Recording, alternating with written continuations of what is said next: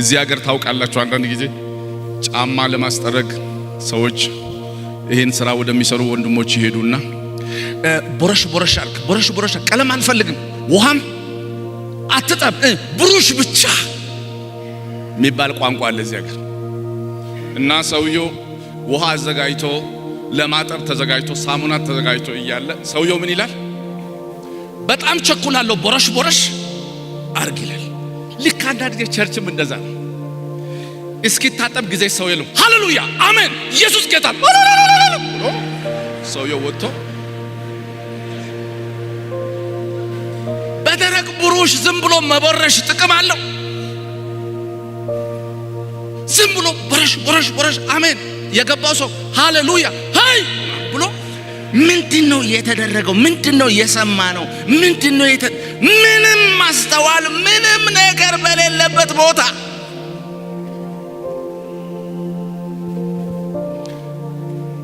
እኔ እግዚአብሔር በእውነት እንኳን አንድ አፍ ሰጠን። እግዚአብሔር አፍ እንኳን አንድ ሆነ።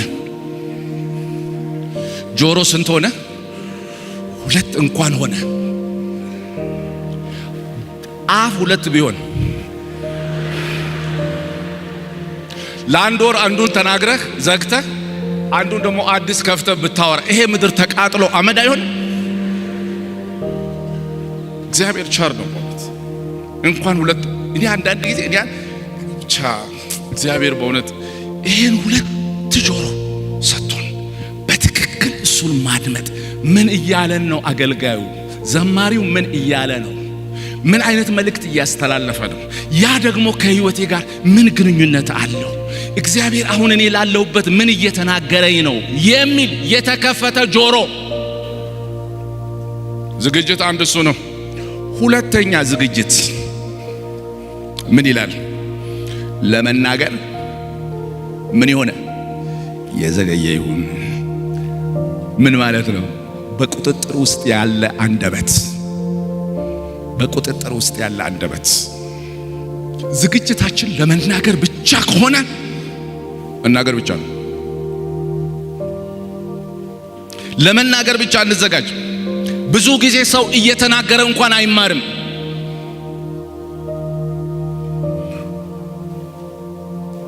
ተማሪ በሆነ መንፈስ መቅረብ አለብን እግዚአብሔር የሚናገረውን እውነት ለማዳመጥ። ወገኖቼ ምን ያህል ጊዜ በጸጥታ እግዚአብሔር ለእናንተ የሚናገራችሁን ነገር ለመስማት ጊዜ ሰጥታችሁ ታውቃላችሁ?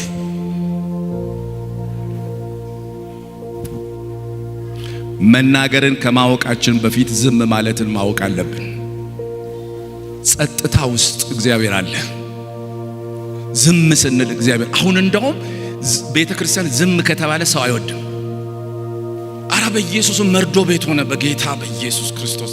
አረ እናንተ ሙዚቃ ተጫዋች አረ ሞቅ አርጉ በጌታ በኢየሱስ ክርስቶስ። ምንድነው? አረ በኢየሱስ ህይወት ብራ ምን ነካት? በጌታ በኢየሱስ በሁለት ቀን መከራ አየን በኢየሱስ ሄይ ፓወር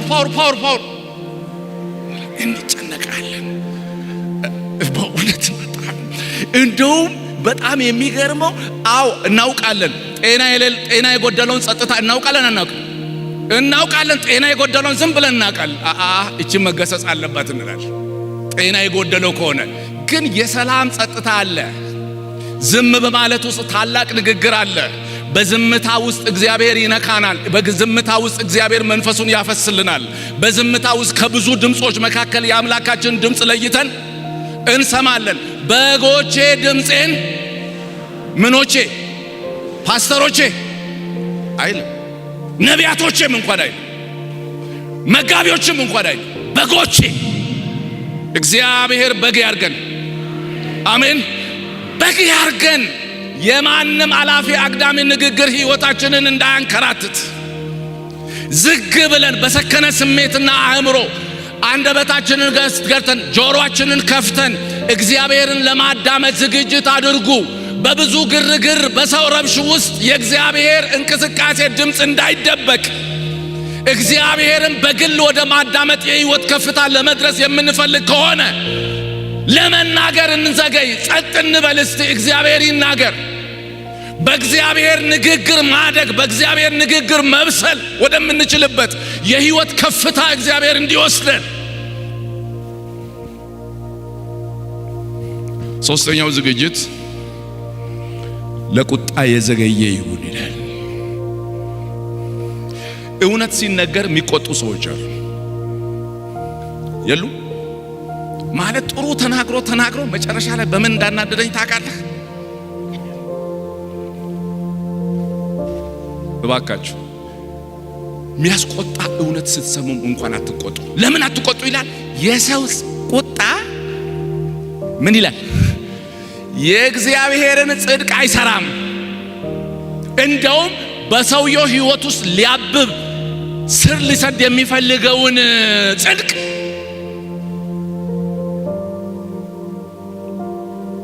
ያበላሻል። ብዙ በቸርች ውስጥ አድገናል፣ እናውቃለን። ከልጅነት እስከ እውቀት ብዙ ነገር እናውቃለን። ሰዎች የእግዚአብሔር ቃል እዚህ ሲነገር እኔን ለመንካት እኮ ነው ይላል። እኔን ለመንካት ይሄን እዛ ታች ምሳ ቦታ ላይ ነግረውት ነው። እኔን ለመንካት እጄንም ደግሞ ሰማ የሚሉ ሰዎች አሉ። እዚህ ቤተክርስቲያን አሉ ብያለሁ አላልኩም። ግን እዚህ አዋሳ እንደዚህ አይነት ሰው ሊኖር አይችልም? ይችላል። ካለ ደግሞ በዚህ አስፋልት ፊት ለፊት ሊያልፍ አይችልም? ሲያልፍ ደግሞ በኢየሱስም እዚህ ኮንፈረንስ አለ እንዴ ብሎ ሊገባ አይችልም? ከገባ እዚህ ጉባኤ ሊሆን አይችልም? ይችላል። እዚህ ሊኖር ይችላል። አንከላከል። ምን ይላል እግዚአብሔር ቃል? የእግዚአብሔር ቃል ነፍስን መንፈስን ጅማትን ቀጥሎ ቅልጥምን እስኪለያይ ድረስ ምን ያደርጋል? ይወጋል። ታዲያ ስንናገር ወጋኝ ትላለህ። ቃሉ ደግሞ ስራው ዋና ስራው መውጋት ነው። እንዴት እናርግ ነው እኮ አሁን ነገር ይወጋል። እንደውም ነፍስ መንፈስ ስጋ የሚባሉ ነገሮች ሶስቱን እንኳን ለመለያየት እንኳን እስከዛሬ የመጽሐፍ ቅዱስ አዋቂዎች መከራ እያዩ ነው። መጽሐፍ ቅዱስ ችግር የለበትም፣ ይለያያቸዋል። እኔ አሁን ዝም ብዬ ስናገር ለነፍስ መሆኑን አላቅም፣ ለስጋ ይሁን አላቅም፣ ለጅማት ይሁን አላቅም። ዝም ብዬ ስናገር እሱ እዛ ጋር በታት ነው። ወይኔ በኢየሱስ ስም ሰውየው የተናገረው ይለያያል፣ ይበታትናል። በሰው አእምሮ እንኳን ከፋፍለን ልናሳየው የማንችለውን የሰውን ጥልቅ ነገር እንኳን የሰውን ሐሳብ ሁሉ ሳይቀር ምን ያደርጋል? ይመረምራል።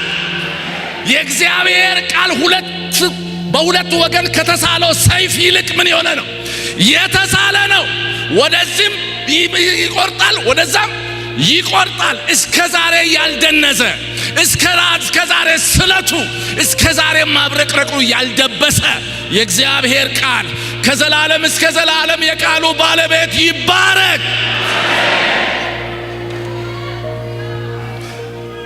አትቆጡ። እውነት ሲነገር አትቆጡ።